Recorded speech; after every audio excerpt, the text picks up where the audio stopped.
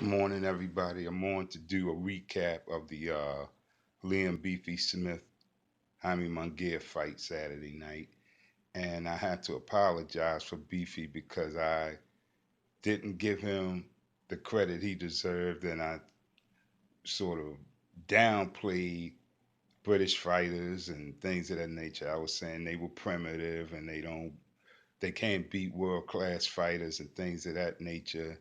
But it's a lot of factors here too, because all I'm really trying to say is this: Beefy looked good. The bottom line, before I get into a whole lot of specifics, but he looked really good. But like I always say in that sport, it's all about what's in front of you. And Munguia is very green. He has a lot to learn about world class boxing. I mean, if you're not complete, then he can get you. He can beat you up. But uh, Beefy showed world class skill that night. I think he learned something from the Canelo fight, and that's commendable. That's what you're supposed to do from a loss. You're supposed to learn from it, come back stronger, look better the next time around, if possible. And he did that. So I had to give him all the credit in the world. He did his homework. And for the most part, it looks like he did his homework on Munguia because he showed a lot of flaws with Munguia, and one of them was Munguia defensively. He showed me really no skill set whatsoever. I mean, no defensive skill set whatsoever. He was too accepting of punches. He got hit with a lot of shots that he could have easily blocked or ducked, or he could have used his feet to avoid. And that's something he has to incorporate in his overall fight game now. He has to learn how to leg box. He has to learn how to use his feet.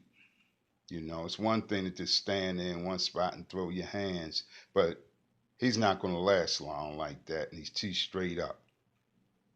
I notice he doesn't bend at the waist or anything. He doesn't have any kind of upper body movement. All he's doing is coming and throwing kill shots all night, which is fine. It makes for excitement. But if he's in there with a decent, see, the thing is, Beefy just didn't have the power to hurt him. And now, if Beefy was a real puncher, we could have been looking at an entirely different fight that night. But being as it was, the fight was still great because I think for a lot of reasons they were pretty. That was a good matchup. I'll say this. There was, I would say it was a really good matchup, and for the most part, they both could take each other's punch. Now you can see Munguia is a big, strong guy, and he was buzzing Beefy at times, but Beefy showed resilience and coming back and things of that nature and fighting out of it. And I respect it. Like I said, I have nothing but respect for Beefy now, and I want to see more of him.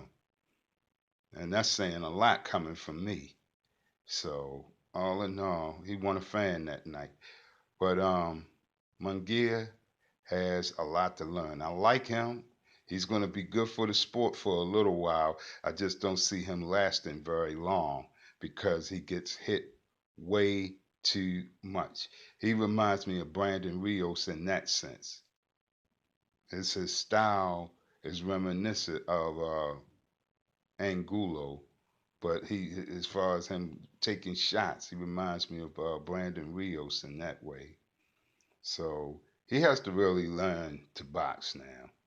And people know about him now. He's not a secret anymore. So people are going to watch tapes. They're going to get ready for him. And a decent boxer puncher, like he's talking about Jared Hurd. Jared Hurd is like the same level fighter to me. He's kind of crude as well. And he's a big, strong guy. So that fight, when he was calling Hurd out.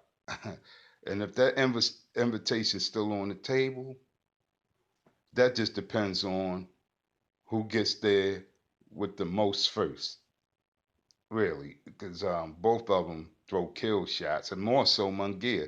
It looks like Munguia tries to kill his opponent with every punch he throws.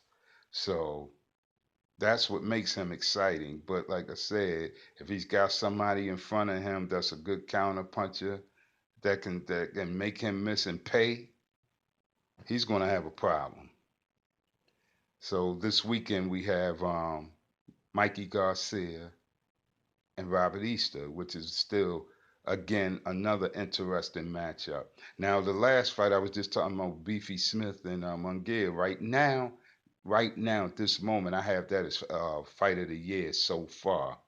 We still got a few months left, so we'll see what happens. But this one this weekend should be good too, with Mikey Garcia and Robert Easter.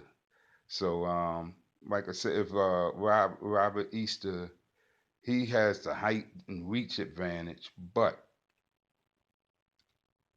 Mikey is a seasoned veteran, and he's a all around complete boxer to me. He's a boxer puncher. So if he gauges his distance right, and he's where he needs to be up on Robert Easter, and doesn't really give him any punching room, because I see a lot of these young fighters today, they're on the end of these tall guys' punches. That's why they always get knocked out. They don't know anything about inside fighting. If Mikey stays on the inside, he can get the job done fairly easily. But all in all, we'll see, because I like both guys, and that should be a good fight as well. But all in all, if I think of anything else pertaining to that fight or anything else, I'll be back on later in the week or something. But I just wanted to express those two things. So don't forget Saturday night, 10 o'clock, Showtime. Mikey Garcia, Robert Easter. All in all, everybody have a good day. Enjoy the rest of your week, and I'll talk to you soon.